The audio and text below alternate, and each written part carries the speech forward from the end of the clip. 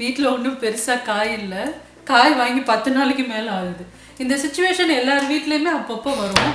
வீட்டில் இப்போ இருக்கிறதுன்னு பார்த்தீங்கன்னா வெங்காயம் இருக்குது, தக்காளி இருக்குது, கொஞ்சமாக பச்சை மிளகாய் இருக்குது, தேங்காய். ஃப்ரீசரில் வந்து எப்பயுமே பச்சை பட்டாணி வச்சுருப்பேன், ஃப்ரோசன் இது. ஸோ இதை வச்சு என்ன பண்ணலாம், லஞ்சுக்கும் பண்ணணும், அதே மாதிரி டின்னருக்கும் ஏதாவது ஒன்று 2 in 1 மாதிரி பண்ணோம் அப்படின்னா டின்னருக்கும் வச்சுக்கலாமே அப்படின்னு சொல்லி யோசனை பண்ணிகிட்ருக்கேன். ஸோ இந்த பட்டாணி வச்சு ஒரு அருமையான பட்டாணி ஃப்ரை நான் உங்களுக்கு செஞ்சு காட்டுறேன்.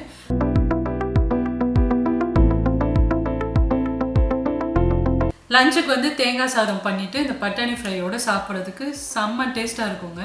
அதே மாதிரி இந்த பட்டாணி ஃப்ரையை வந்து டின்னருக்கு சப்பாத்தியோடு சர்வ் பண்ணிட்டோம் அப்படின்னா இன்றைக்கி பொழுதை நம்ம ஓட்டிடலாம். ஸோ இப்போ வாங்க இந்த அருமையான பட்டாணி ஃப்ரையை 10 நிமிஷத்துக்குள்ளே கடகடன்னு நம்ம பண்ணி முடிச்சிடலாம்.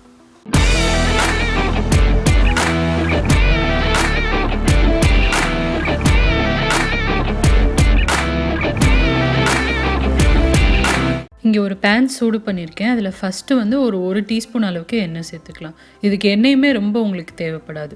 எண்ணெய் சூடானதுக்கப்புறமா ஒரு 1/2 டீஸ்பூன் அளவுக்கு கடுகு உளுத்தம்பருப்பு சேர்க்குறேன்.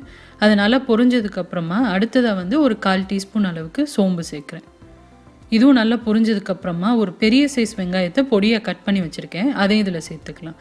இப்போ வெங்காயம் சேர்த்துட்டு இது நல்லா பொன்னிறம் ஆகிற வரைக்கும் வதக்கணும். லேசாக உப்பு சேர்த்தோம் அப்படின்னா சீக்கிரம் உங்களுக்கு வதங்கி வந்துடும். இப்போ பாருங்கள், வெங்காயம் நல்லா பொன்னிறம் ஆயிடுச்சு. இந்த அளவுக்கு வதங்கினதுக்கப்புறமா ஒரு பெரிய சைஸ் தக்காளியை வந்து சின்ன சின்ன பீசஸாக கட் பண்ணி வச்சுருக்கேன், அதையும் இதில் சேர்த்துக்கலாம். இப்போ தக்காளி சேர்த்துட்டு தக்காளியும் கொஞ்சம் லேசாக மசிகிற வரைக்கும் வதக்கிக்கோங்க. இப்போ அடுத்ததாக பாருங்கள், இங்கே நான் 1 கப் அளவுக்கு ஃப்ரோசன் பச்சை பட்டாணி எடுத்திருக்கேன். நீங்கள் வேணும்னா ஃப்ரெஷ்ஷாக கூட எடுத்துக்கலாம். ஃப்ரெஷ்ஷாக எடுக்க போகிறீங்க அப்படின்னா அதை கூட கொஞ்சம் நேரம் நீங்கள் வேக வைக்கணும். இது ஃப்ரோசன் அப்படின்றனால ஏற்கனவே வெந்தது, அதனால் இது ரொம்ப சீக்கிரமே வெந்துடும்.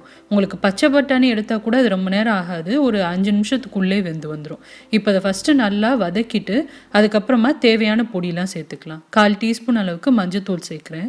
அடுத்ததாக வந்து 1 டேபிள் ஸ்பூன் அளவுக்கு மிளகாய்த்தூள் சேர்க்குறேன். இது வந்து குழம்பு மிளகாய்த்தூள். இது உங்கள்கிட்ட இல்லை அப்படின்னா நீங்கள் வந்து மிளகாய்த்தூளும் தனியாத்தூளும் சேர்த்துக்கலாம். அடுத்ததாக வந்து தேவையான அளவு உப்பு சேர்த்துக்கோங்க. நான் ஒரு 1/4 டீஸ்பூன் அளவுக்கு உப்பு சேர்க்குறேன். இப்போ இது எல்லாத்தையுமே நல்லா கிளறிட்டு அதுக்கப்புறமா கொஞ்சமாக தண்ணி சேர்த்து வேக விட்டுக்கலாம். நான் ஃப்ரோசன் எடுத்துருக்கிறனால ரொம்ப கம்மியாக தான் தண்ணி சேர்க்க போகிறேன். நீங்கள் சப்போஸ் பச்சை பட்டாணியாக எடுக்கிறீங்க அப்படின்னா, ஃப்ரெஷ்ஷாக எடுக்கிறீங்கன்னா ஒரு 1/2 டம்ளர் வரைக்கும் தண்ணி சேர்த்துட்டு வேக வச்சுக்கோங்க. பாருங்கள், இந்த அளவுக்கு தான் நான் இதுக்கு தண்ணி சேர்த்துருக்கேன்.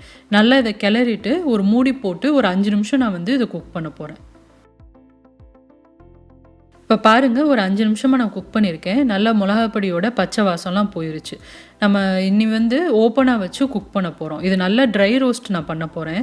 நீங்கள் வேணும்னா இந்த டைமில் கூட நீங்கள் இறக்கிக்கலாம். இது கொஞ்சம் கிரேவி டைப்பாக இருக்கும் உங்களுக்கு. நான் இன்னும் வந்து இதை நல்லா ரோஸ்ட் பண்ண போகிறேன். ஸோ இதுக்கப்புறம் வந்து மூடி போடாமல் நல்லா அதை கிளறி விட்டுக்கலாம். இந்த ஸ்டேஜில் வந்து ஒரு 1/4 டீஸ்பூன் அளவுக்கு கரம் மசாலா தூள் நான் சேர்க்குறேன். இப்போ இது எல்லாத்தையும் நல்லா கிளறிட்டு ஓப்பனாக வச்சு ஒரு 2-3 நிமிஷம் மட்டும் நான் ரோஸ்ட் பண்ண போகிறேன். பாருங்கள், நல்லா ஒரு 3 நிமிஷம் ரோஸ்ட் பண்ணியாச்சு. சூப்பராக ரோஸ்ட் ஆகி வந்துருச்சு. இந்த பேன் வந்து எனக்கு ரொம்ப பிடிக்குங்க. பாருங்கள், இந்த மாதிரி உங்களுக்கு ஒட்டாமல் நல்லா வரும் வறுத்தா கூட. இந்த பேனை பற்றியும் நான் ஆல்ரெடி ரிவ்யூ போட்டிருக்கேன். அதோட லிங்க் வந்து டிஸ்கிரிப்ஷன் பாக்ஸில் இருக்குது. இப்போ அருமையான பட்டாணி ஃப்ரை ரெடி ஆயிடுச்சு. எவ்வளோ சிம்பிள் பார்த்தீங்களா? ரொம்ப வந்து கம்மியான இன்க்ரீடியன்ஸ் தான் உங்களுக்கு தேவைப்படும். அதே மாதிரி டக்குன்னு ஒரு 10 நிமிஷத்துக்குள்ளே நீங்கள் செஞ்சிடலாம். கண்டிப்பாக ட்ரை பண்ணி பாருங்கள், எல்லாருக்குமே ரொம்ப பிடிக்கும். ட்ரை பண்ணி பார்த்துட்டு உங்களுக்கு எப்படி வந்துச்சுன்ற ஃபீட்பேக் அண்ட் கமெண்ட்ஸை மறக்காமல் எனக்கு போஸ்ட் பண்ணுங்கள். இந்த வீடியோ பிடிச்சிருந்தது அப்படின்னா ஒரு லைக் கொடுங்க. என் சேனலுக்கு இன்னும் சப்ஸ்கிரைப் பண்ணாதவங்க மறக்காமல் சுஜீஸ் கிச்சனுக்கு சப்ஸ்கிரைப் பண்ணுங்கள். இதே மாதிரி இன்ட்ரெஸ்டிங்கான ரெசிபீஸோட நெக்ஸ்ட் வீடியோவில் நம்ம மீட் பண்ணலாம். சுஜீஸ் கிச்சன், எளிய பாரம்பரிய சமையலின் தொகுப்பு.